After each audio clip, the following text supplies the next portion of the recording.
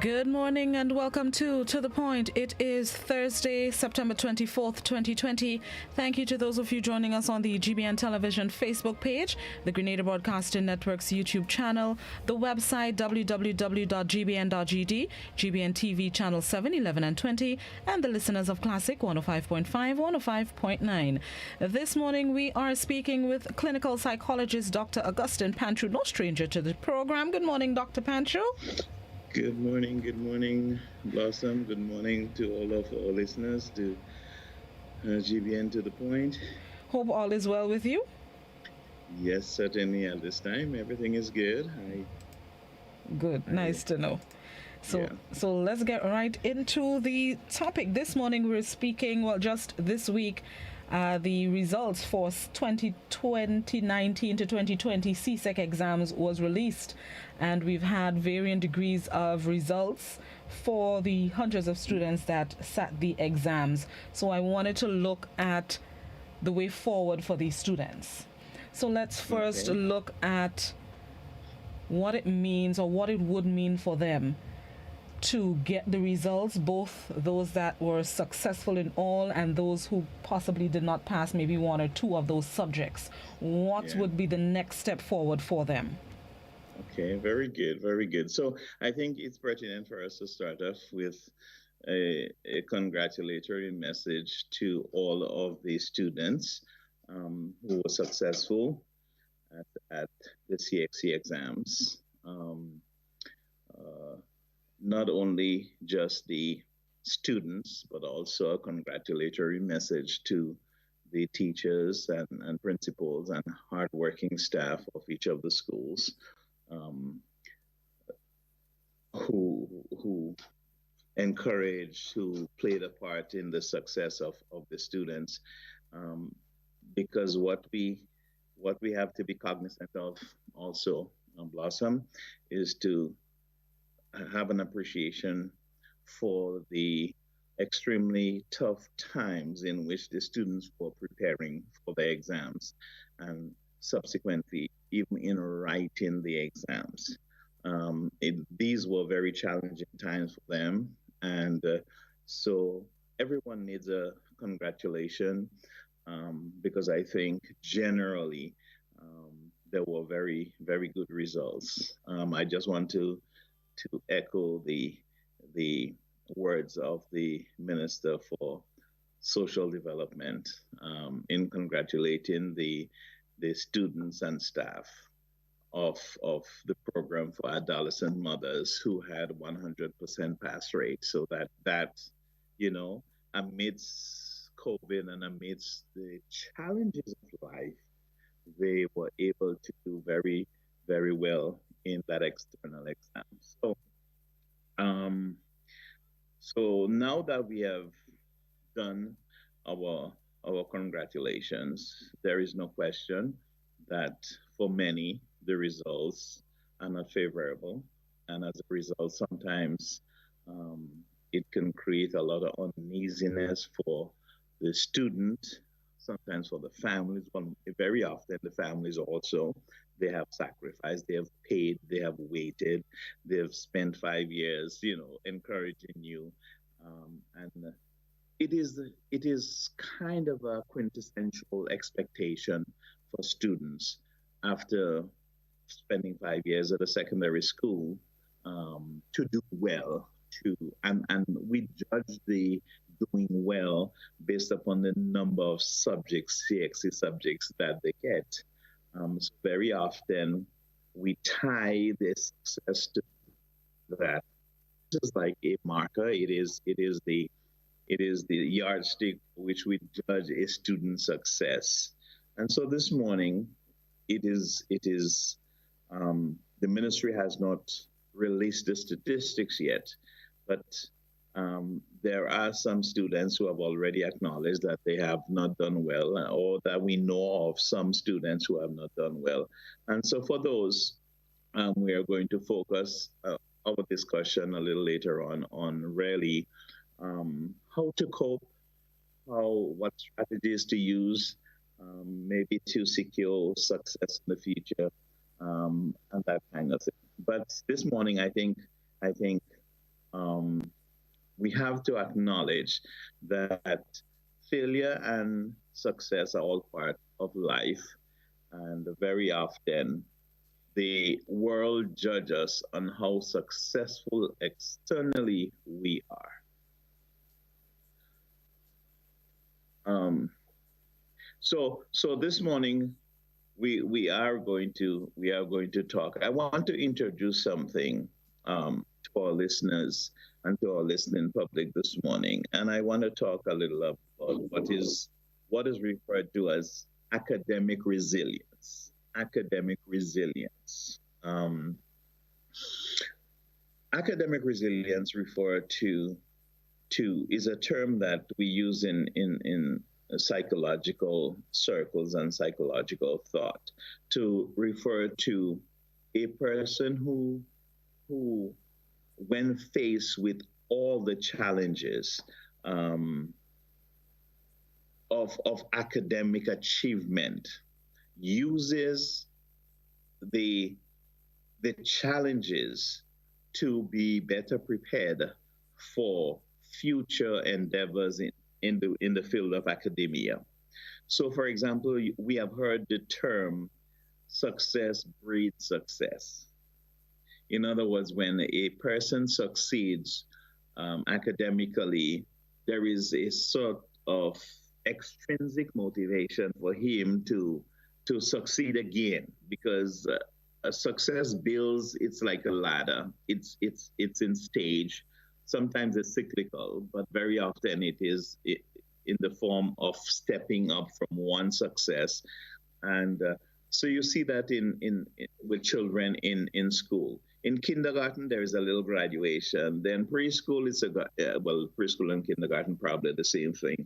Then grade one, every grade, the child continues to be congratulated and encouraged, and so he is building all of these resiliency and and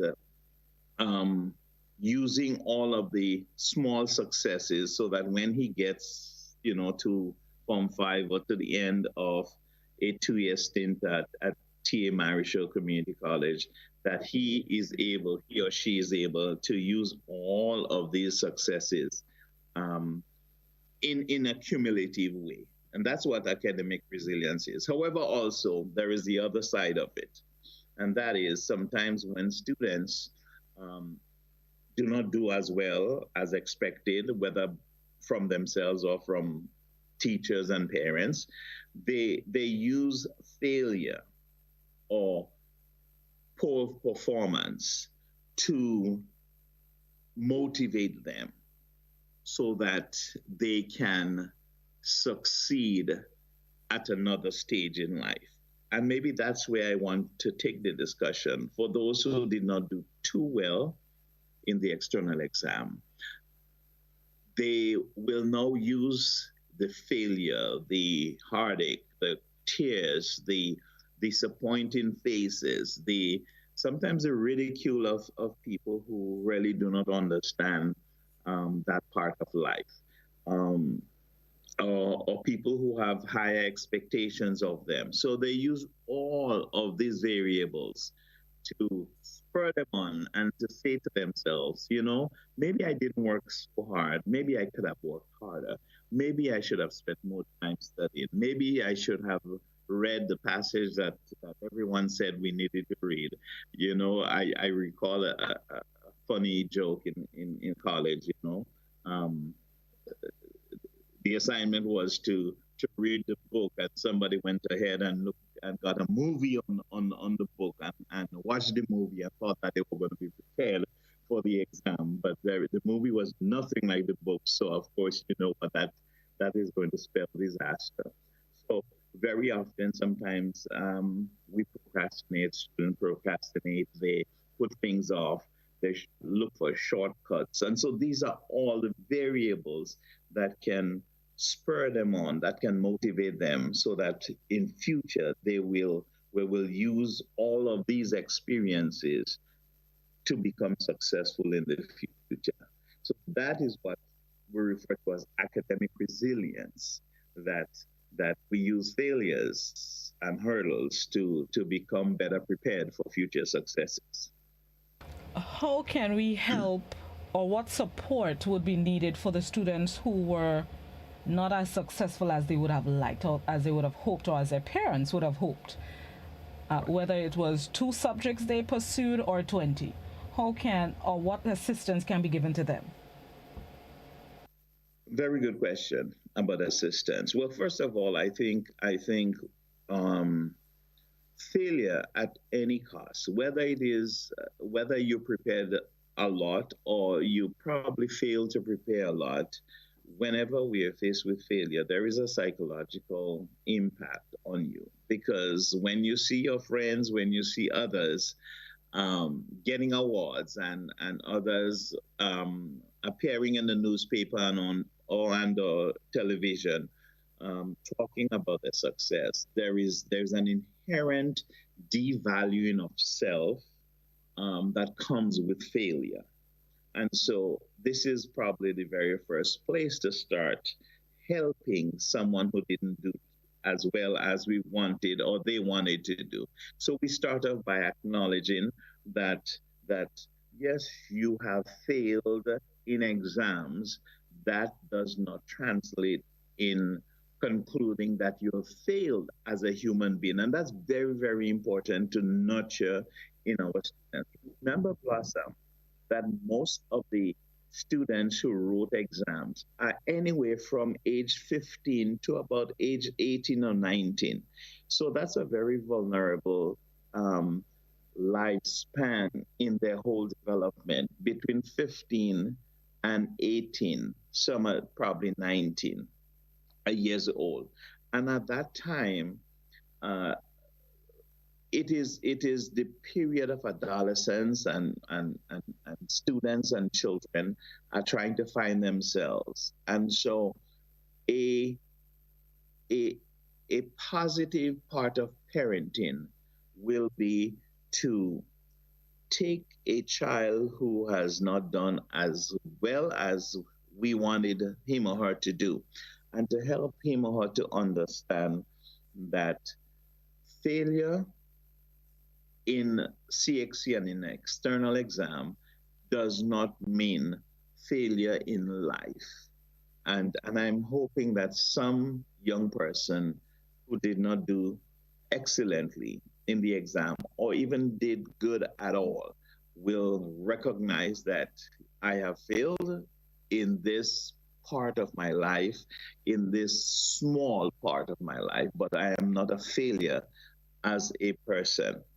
And then we talk about, so what is it that we can offer students who did not do too well in the exams and who are probably feeling a little down at this time? So we start by encouraging them. So first of all, of course, we acknowledge that they are going to be hurting, that they're going to feel as though they failed. Um, but secondly, to quickly add the dimension of how are we going to be prepared for 2021 and beyond? What is it that we are going to do? So a good plan for in uh, cultivating a good study habit. It maybe a change of environment for some.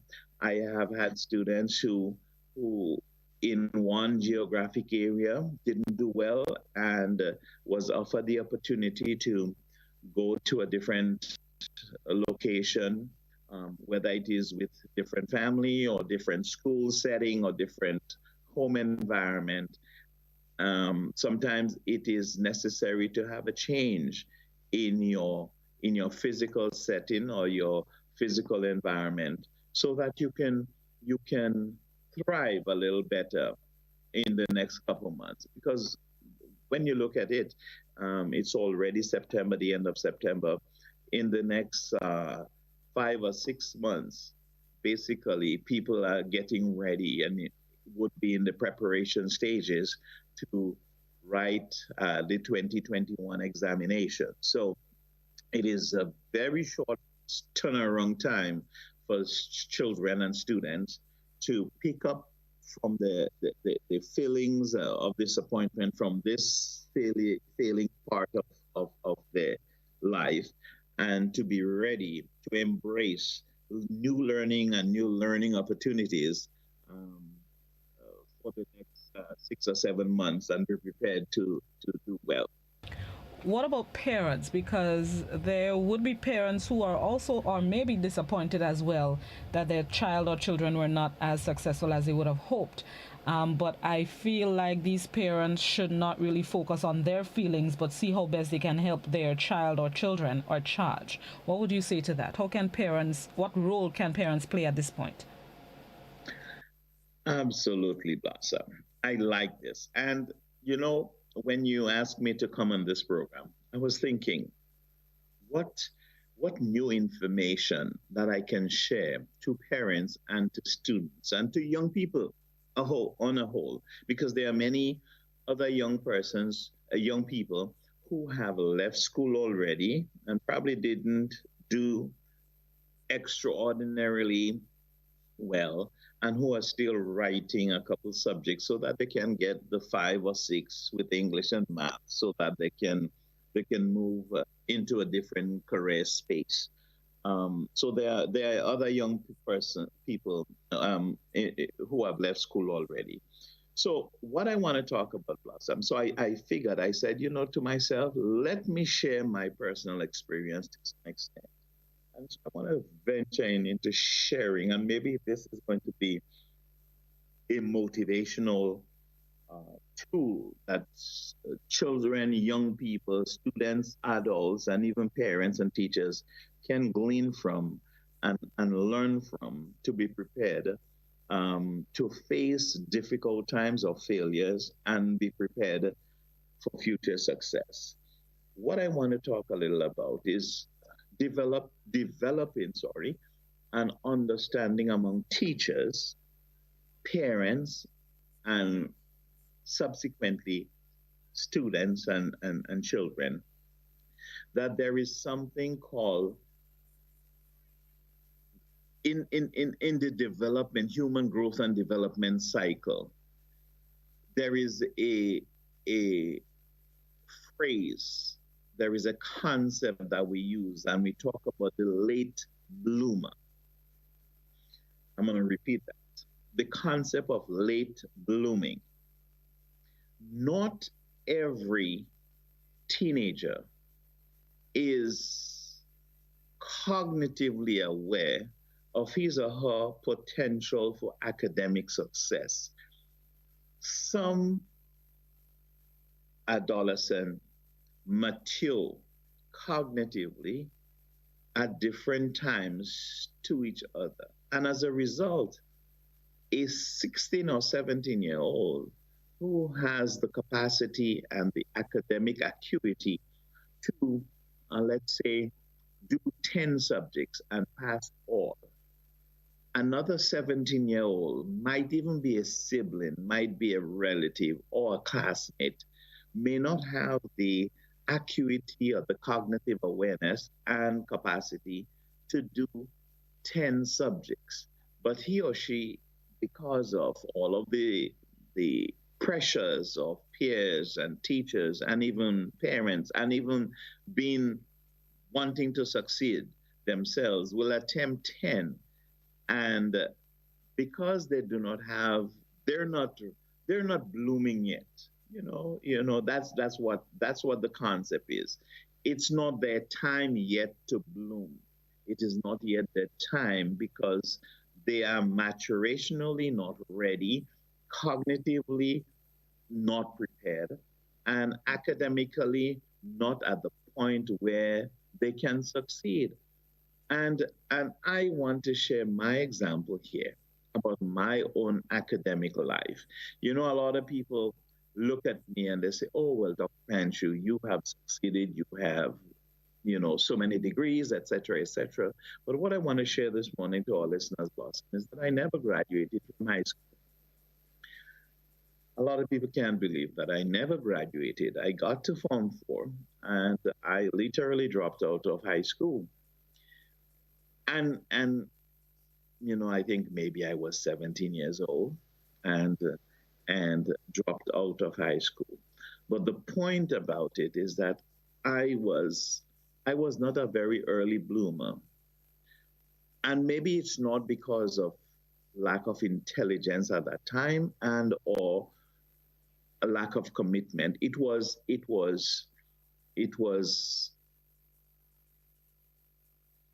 a difficult time for me behaviorally as a teenager who did not understand life as a teenager.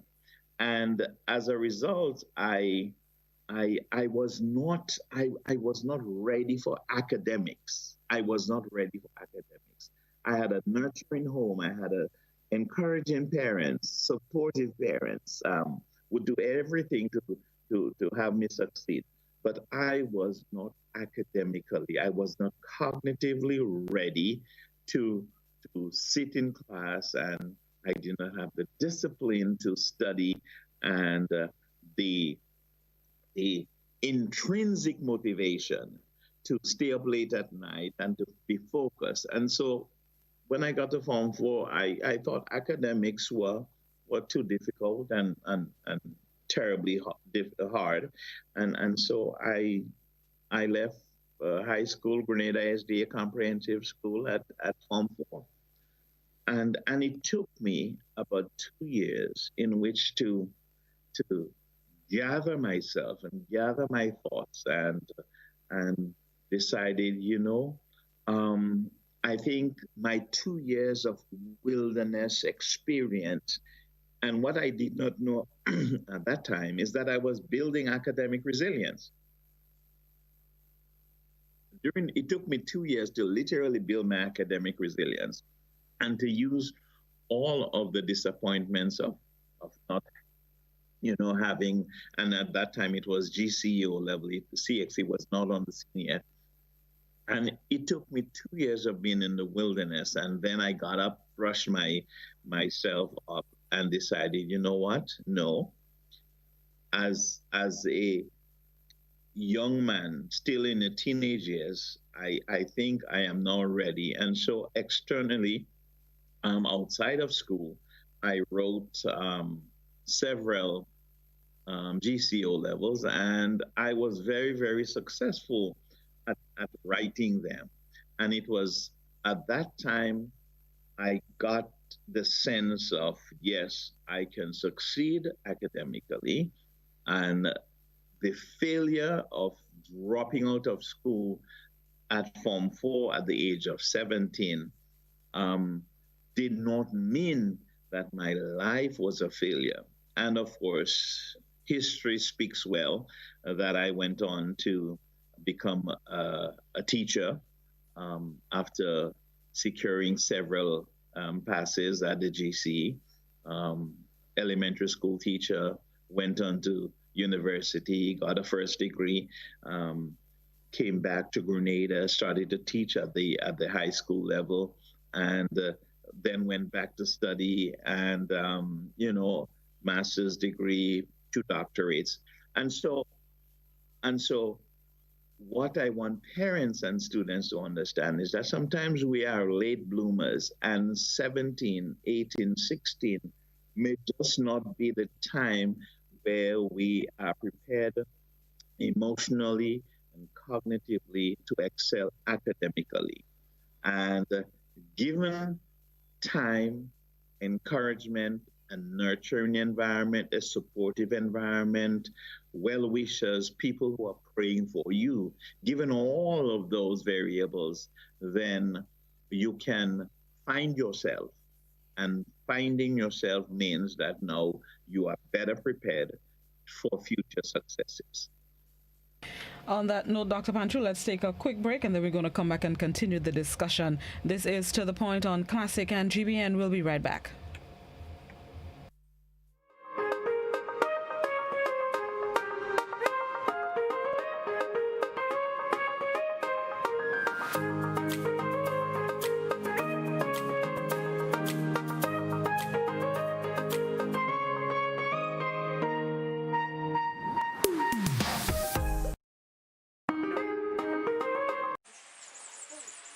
Reading is too hard.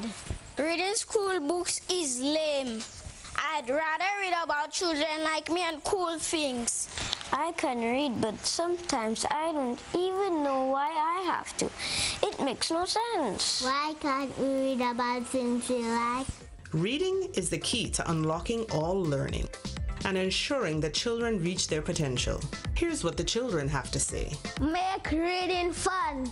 Teach me how to read, but let me practice reading with things I like to read.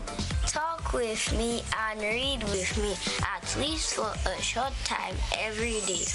Let me tell you my own stories. Read, learn, grow. The children are the future. Help them read, learn, grow. So parents, you play a part. This message is brought to you by the OECS USAID Early Learners Program, funded by United States Agency for International Development. Get away from your daily stress with a Grenada vacation at the Coyaba Beach Resort. Coyaba is located on the world-famous Grand Anse Beach and boasts 5.5 acres of beautiful garden.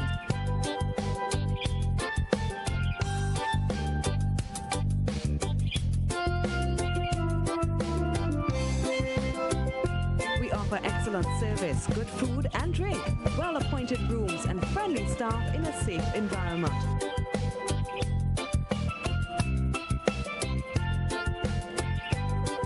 Facilities include 2 restaurants, 2 bars, swimming pool, water sports, tennis, gym and body treatment rooms.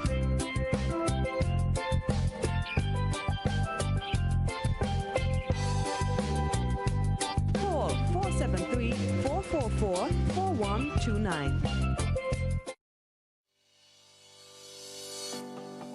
You know, one day I woke up and, you know, they painted a set of pedestrian crossing all along the streets. You know, nobody told us how to use that thing properly. I know how. You're serious? Every safe, good driver knows about these things. As a driver, you have to be very attentive. You know you're coming up close to a pedestrian cross, you start slowing down immediately, looking to see if there's any pedestrian on the side getting ready to cross. If there is, you stop on the line that is a certain distance before the crosswalk. Then you would see the pedestrian put their hands out, looking directly at you, indicating that they are going to cross. And only when you have come to a complete stop, that is when they will quickly and safely cross to the other side. And then you continue happily on your journey. Stop, look, hand out, eye contact, wait for pedestrian to cross. Then you happily continue on your journey. This message is brought to you by this group of insurance companies, the Traffic Advisory Body, and the Traffic Department.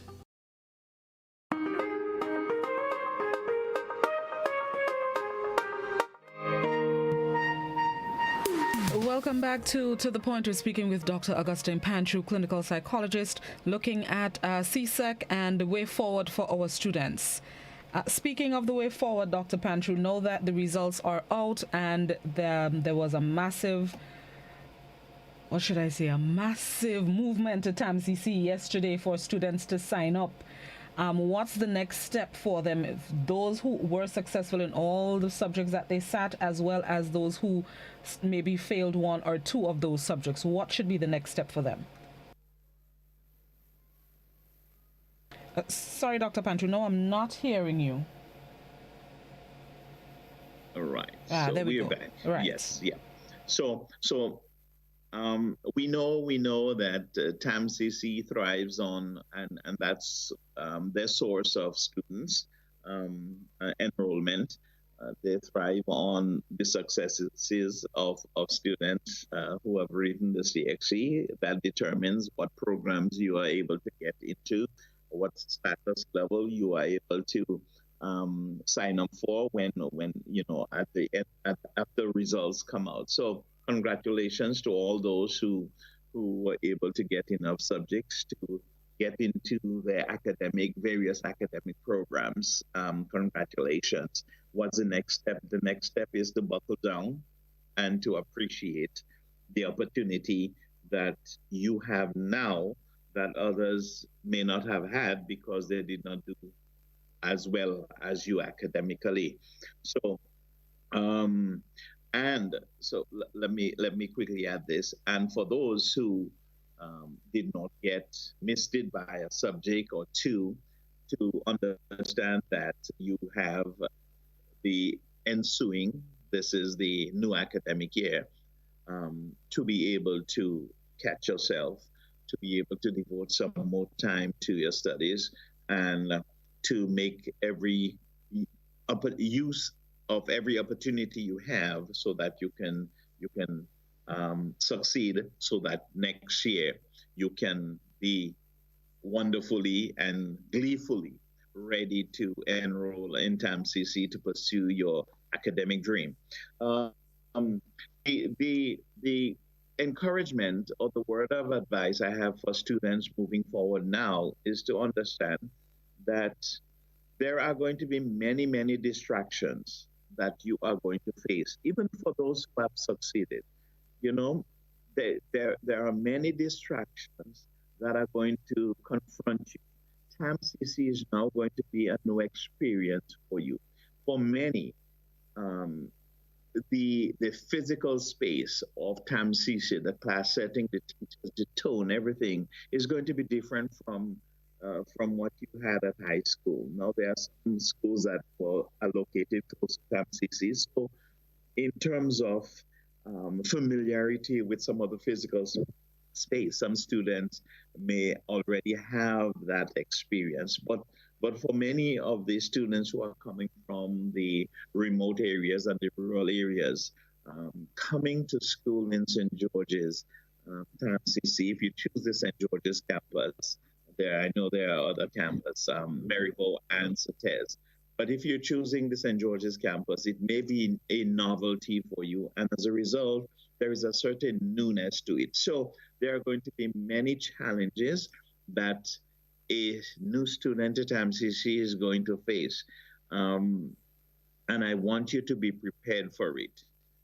The newness of the environment, the sense of attainment and achievement can, for some students, be a stumbling block, given the fact that, okay, now that I succeeded, I am at a tertiary level institution, because TAMCC is tertiary, so I'm no longer high school. That can play for some, it can reflect in as a negative in their performance. I also want to talk about the distractions that are present in the age in which we find ourselves, the distraction of technology. And people may say, oh, so what is he talking about? But Dr. Panchoo, sorry, before you go on to the distractions, just let me take this caller, and then we get back to the distractions. Okay, we lost that caller. So go ahead. Lost your audio again. Yeah, go ahead. Right. So we laud the invention or the creation or the awesomeness of the World Wide Web and internet and all of the technological gadgets, you know, from the iPhone, the tablet, the computers. Now these days, you know, all of the things that we have to make our learning and our life easier can become, for many of us, a distraction. And I have seen it with you know, being a teacher, you know, and, you know, university professor. You see that a lot. People get distracted by the plethora of technological devices and technological opportunities that are there. You know, so it's not uncommon for a student to be sitting in class but have his or her gadget open to YouTube or open and is not even tuned in to class, but could be on Facebook, could be on Twitter, could be on Instagram. And I have seen it already. You know, even at the university level, when you have to literally force people to turn off the gadgets and put it away. Because these days, you know, everybody has an excuse. It may be a mother. It may be, well, you're waiting, you know, your mom is in the hospital or your child is at daycare. So you have your gadget open. So you are prone now to distraction. And this could be a real hindrance and a stumbling block to learning and to tuning in and to availing yourself of every opportunity of engagement in academic setting.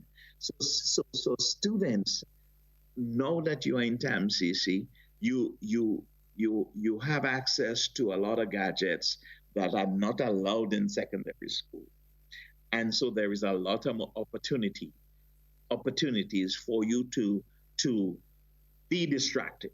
And this is one of the things that I lecture about, I tell people about all the time.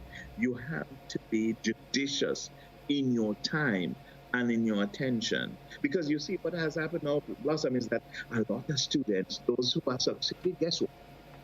Every barrel that's coming down now has a computer or a tablet or an iPhone or a Samsung Galaxy Note or one of the exorbitant and expensive gadget is coming down from uncle, auntie, or mom from Brooklyn or Toronto, and because you have achieved. Right. Sorry, Dr. Panchoo. Just take this caller. Good morning, caller. Good morning, Dr. Panchoo. I think in the beginning of your conversation, you said success breeds success. Now, as far as I'm concerned, I'm wondering what is success. For example, I would ask you a question. You're going to answer. Do you consider yourself successful? And I would answer, I do not feel that you are successful. That is me. Now, as far as I'm concerned, success depends on possibly the individual. Now, some people have been motivated by their parents to be academic bright, as they say, to have 20 and 30 subjects. So you motivate the child to have 30. Do you think because he has 20 and 30 subjects, he's comfortable? Do you think that he has success or he's successful? Now, what I'm saying, it depends on the individual. A man could be a farmer, an ordinary farmer, and maybe making $10 a week, and he consider himself successful. You might be making $1 billion a month, and you mightn't be successful. Success depends on the individual. That is my feeling. Okay. Now, some of us are being motivated to do things that they cannot do because they want to rival with you. Even you. Now, you... Anyway, let me watch what I want to say. Thank you very much. Thank you very much, caller. Doc? Well, I heard what the caller said, and I want to take note of. He asked me a personal question: if I consider myself to be successful, and he said no, he doesn't think that I am, and I don't know where he would get that understanding from, because he further stated that, okay, success is based upon the perception of the individual. I don't know how he could determine who is successful, who other people could, others, how the success of others, how he was able to manage to figure out whether Blossom is successful or not. Given his definition that success lies within the person. When you talk about success, Blossom, I want to let that caller know success has to do with achievement. That's what success is. Karani James was very successful in his athletic career because he won. He would not have been successful as he is now had he always lost. Okay? So success has to derive its meaning from achievements. That's what success is. Okay? So if you're in your field and you're good at what you do, and you feel competent in what you do, and others recognize the goodness and your expertise, and whether it's your eloquence or your teaching skills or your athletic ability, or the fact that as a farmer you are producing and you are maintaining and your family and you are able to pay your bills, and that's what success is all about. That's how we judge success. No, there might be people who are in careers or in occupation that were thrust upon them and or forced upon them, or they were coerced into getting into that field, and they may do well, but in their mind they wish that they were able to do something different. Of course, there are many people who have to change careers and change career paths because they have no a realization, you know what, I could do better. The thing about it is that some people start off a career in one area because of opportunity or necessity, and then later on find themselves in the thing or the things that they truly love, or the things that will fit and mesh well with their aptitude and their temperament and their training, etc. Yes, but success is defined by achievement. That's how we see success. All right, let me go back to the phone line. Good morning, caller. Yeah, good morning, Blossom, and good morning to Dr. Panchoo. No, I did not hear everything that Dr. Panchoo had to say because I'm not too long joined the program. But I did hear him say that he's talking about people getting, what's the word he used? Distracted. It's the devices now, like the cell phone and so on, becoming a distraction. But I would like to humbly add that I think Dr. Panchoo used so much a mild word to describe it. What is actually happening right now, and I have been observing that for a long time now, is that people are getting addicted to those devices. And we'll find that they just can't live without them. I would just give an example of my life. No, I am a Christian, and when I wake up in the morning, I do not check my phone. The first thing I do, I spend time with God. I have my devotion. I spend time with God. I do not check my phone at all. After I do that, then I will check my phone. So you see, people, and even Christians, sad to say, have become addicted to their phones and their gadgets and so on. So I think, Dr. Panchoo, I believe that it is more than just a distraction. It is an addiction. Thank you very much. Thank you very much, caller. Doc? Yeah, and I somewhat want to agree with, well, maybe not more than somewhat, agree with the last caller, because there is no question that there are people who become antsy and uneasy if they forget their cell phone or the tablet at home. There is no question. We ask the question, I often ask the question, what would my life be without a cell phone? How did I survive the very first 30 years of my life without a cell phone? How did I manage that? How did I? I did not have a personal computer in the first 30 years of my life. How did I succeed? But so for many people, there are 17, 18, 19-year-olds who, from the day they were born, they have been living with technology. They have cell phones. They have had multiple cell phones, and now you see it.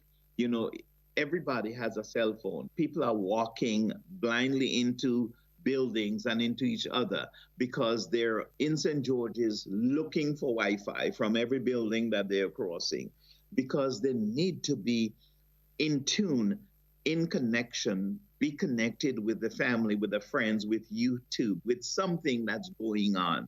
These days, the news just spread as ever. So the thing about it, yes, a lot of people might be addicted to technology, and this is going to be a distraction for students, and that's why you asked the question. So now they're about to go, they're registered for TAMCC. What next? be focused. There is no question. Students need to be focused.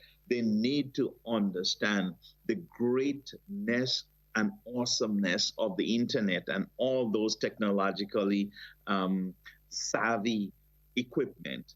But they should be also very cognizant and cautious that they do not allow those devices and the exposure to new technology to serve as a distraction in the attainment of academic success. There's a question on WhatsApp. The person started out saying, when I finished school, I was fortunate to get a decent job. It was not because of the amount of subjects I got, but it was who my dad knew.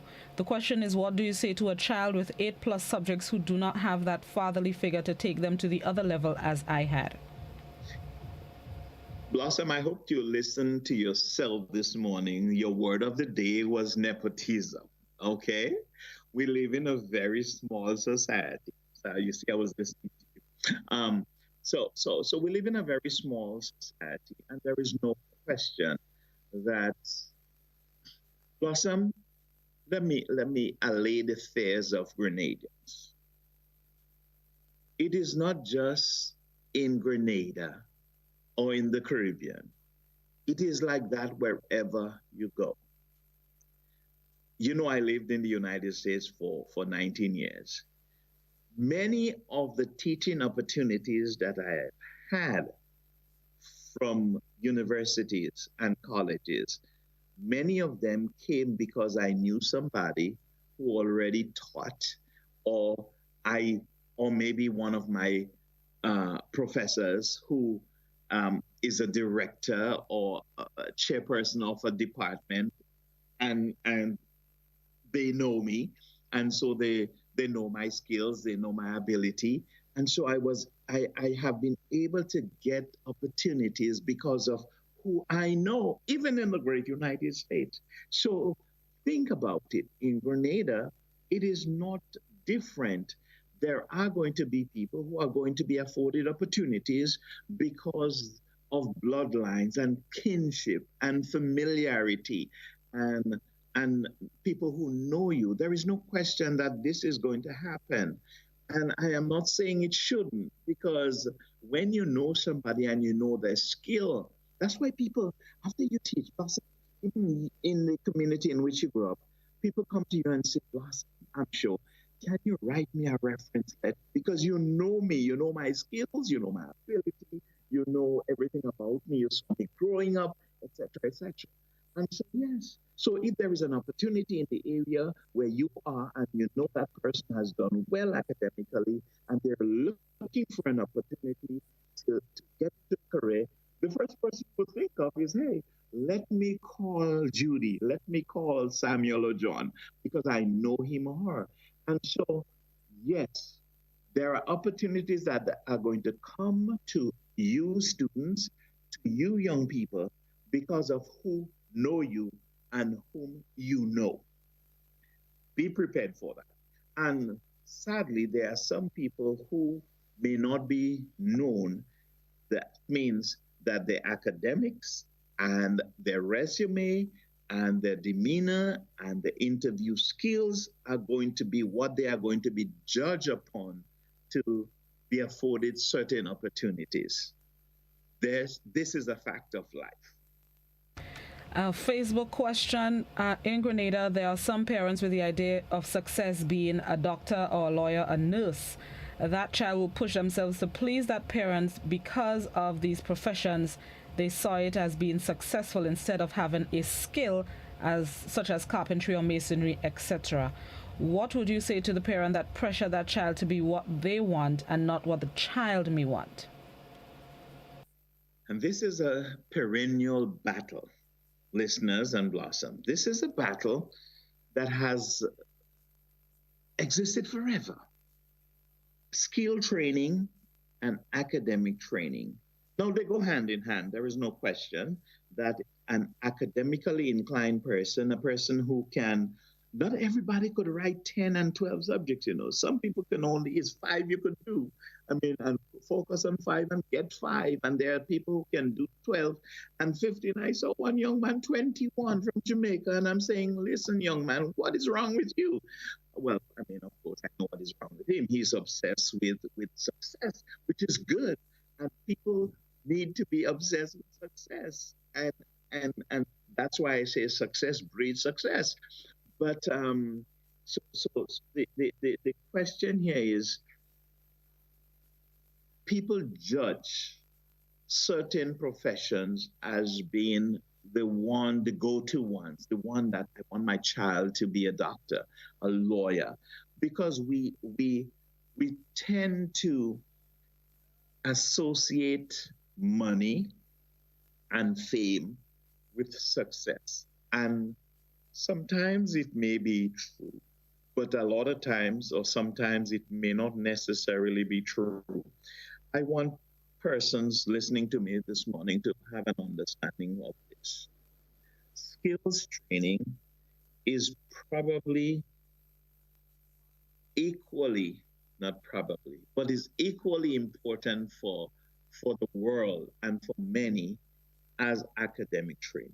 I'm going to say it again, skill training and academic training, they go hand in hand. And we have seen, you call an electrician to your house, he doesn't work for $10 an hour. You call a skilled mason to build for you, he works for $125, $150 a day. You understand what I'm saying? Teachers don't make $100 a day, Somebody with a bachelor's degree working in Grenada does not make $100 a day, because they work by the month, and 30 days for the month. How many people make $3,000 a month? You understand where I'm going with this? A carpenter, a mason who is skilled, a plumber. I call the plumber to come fix something for me. If I don't have $100, you have to have money to pay them.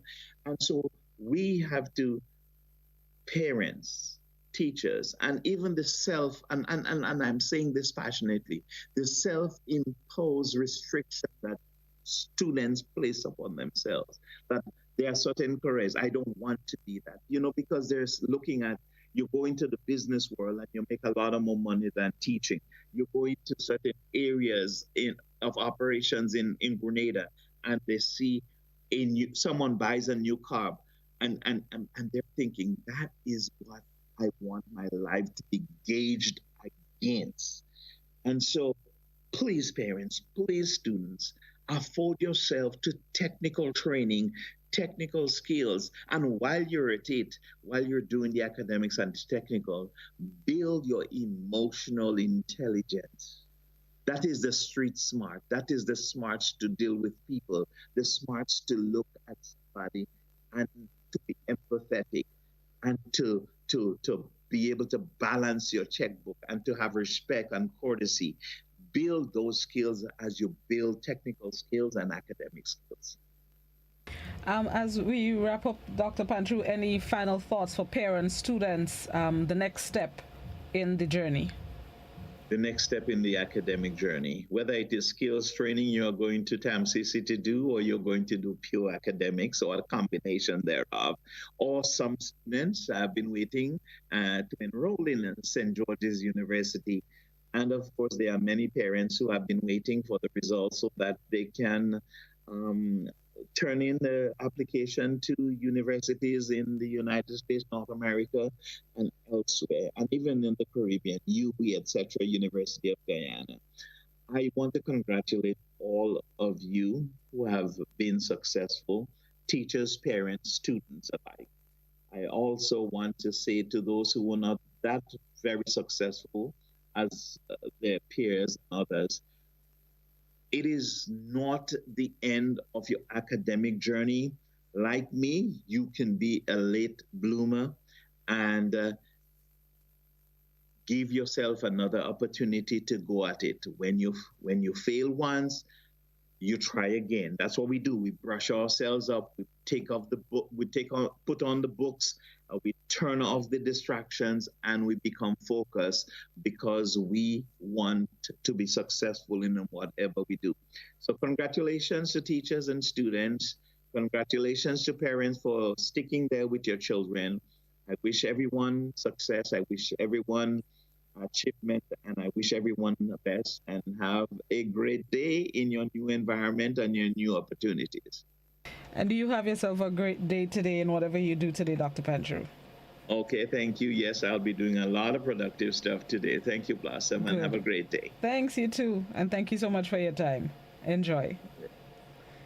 Clinical psychologist Dr. Augustine Panchoo, our guest this morning, speaking about the way forward following the results or the release of results from CSEC exams for the 2019-2020 school year. Once again, congratulations to all the students that sat CSEC exams in these COVIDious times. It was definitely a challenge for you, but you overcame, and congratulations once again, whether it was one subject or 100. Congratulations. That's the end of my time today. I'll be back with you tomorrow morning, God willing. Janelle is up next with Mid-Morning Buzz, and she'll handle you for the mid-morning. Have yourselves a good one. Until I see you tomorrow morning, God willing, be safe, love each other and yourself. Have a good one.